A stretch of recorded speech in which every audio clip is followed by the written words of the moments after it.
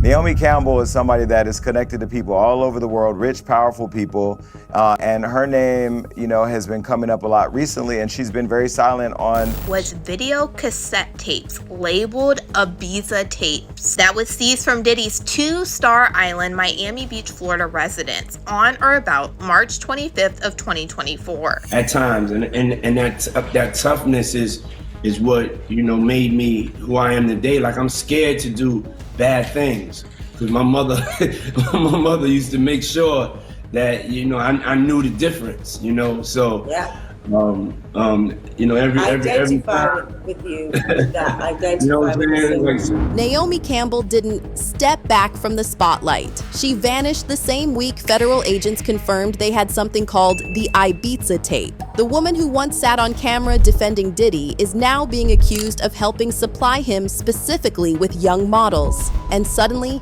every trace of her online presence started glitching. Whatever's on that tape, she clearly knows it's bad. Naomi Campbell didn't officially announce she was going into hiding. She just disappeared. 1 week, she was photographed front row at Fashion Week, smiling like the scandals could never touch her. And the next, nothing. And that's when people started asking the questions she clearly didn't want asked. Why did Naomi Campbell vanish the exact week federal investigators confirmed they had something called the Ibiza Tape? And this wasn't just another rumor. It was in official federal forfeiture documents. They listed laptops, hard drives, and surveillance equipment. Now here's where things get weird.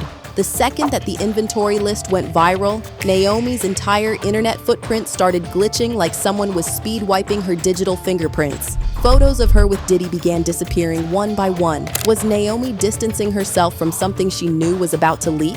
Even Jason Lee paused mid-interview when Diddy's case came up and said this. Two different things. So a lot of celebrities that are afraid to be tied to Diddy after dark are not coming forward saying like, hey, yeah, we've been to a Diddy party. I've been to a Diddy party. So I think, trying to make sense of all of it, has been mind-boggling because there are so many things being connected to things that are not a thing. And from what you're hearing, Jason, do you think there's a lot more dominoes to fall here? Absolutely. I mean, I'll put a name out there that really close to Puffy, which has been ironically very silent, and I mean silent, is Naomi Campbell. People online started calling it the recruiter theory. Diddy didn't throw freak-off parties alone. Someone had to supply the environment, make the calls, invite the right faces, and reassure the young ones it was just a harmless celebrity hangout. And who better for that role than a supermodel with global trust, luxury credibility, and a passport stamped by every elite circle from Milan to Monaco. It started gaining attention in the early 2000s, right after Diddy's explosive breakup with Jennifer Lopez. The world watched J-Lo drag his reputation through the mud in interviews, calling their relationship toxic, chaotic, and embarrassing. He was larger than life, but at first I didn't like him at all. I didn't. I thought he was like, ick. I didn't like him because, Sean and I were very different that way, Because I didn't think much of myself. And so the world didn't think much of me. That lined up. Just one of those breakups that really, it was like a tough one for me for whatever reason. And suddenly, Naomi Campbell appeared.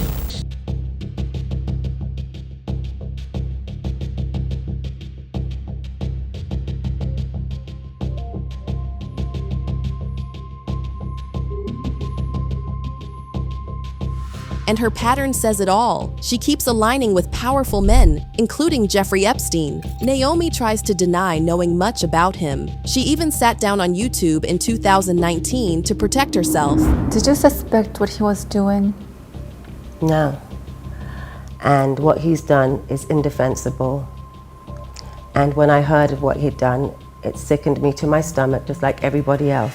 But then you look at the actual survivors' accounts, and the picture gets real uncomfortable. In her memoir, Nobody's Girl, Virginia Giuffre revealed one of the darkest confessions. She says she was to a billionaire couple at the Breakers in Palm Beach. 2 decades later, the public still doesn't know who they were because the powerful protect their own and don't let anyone pretend nobody knew. There's literal photographic proof of Virginia Giuffre standing right next to Ghislaine Maxwell, her smiling for the camera, And who's standing right beside them? Naomi Campbell. Add in Prince Andrew, another man tied to Epstein, who was seen at Naomi's yacht parties more than once. Add Harvey Weinstein, whom Naomi defended publicly before suddenly distancing herself when he imploded, and she still claims she hasn't seen anything. Saddened, and I've made it clear whatever I can do, if I use my voice in supporting models in my industry and what I do, I will.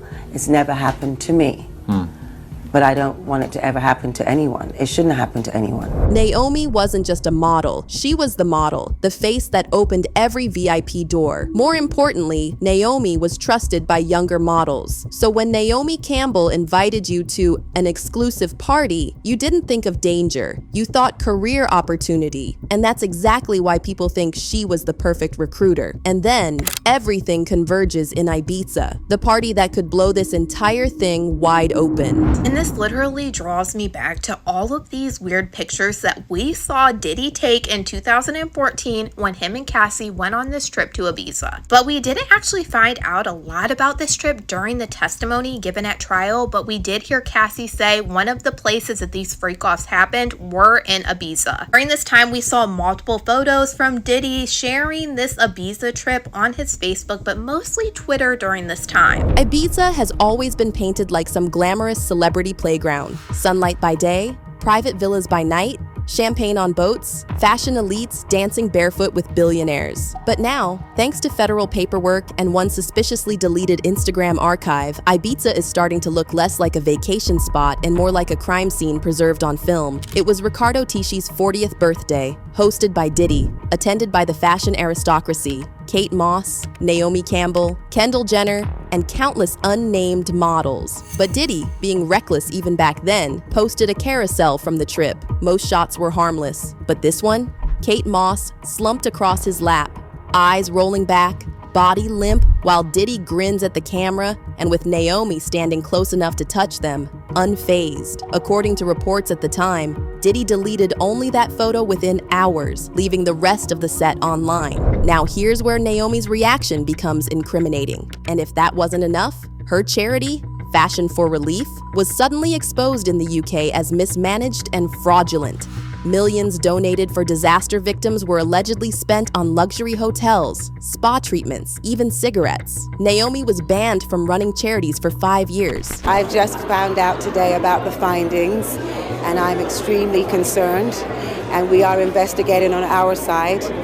As I was not in control of my charity, I put the control in the hands of a legal lawyer, and so we are investigating to find out what and how, as everything I do and every penny I ever raise goes towards charities.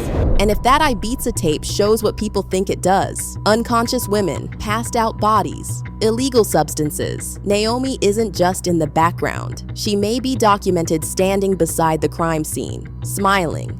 And if Naomi is running now, it's not because she fears guilt by proximity. It's because she fears recognition on camera. Because maybe when those Ibiza tapes play in a courtroom, it won't be Diddy that the jury stares at first. It'll be Naomi.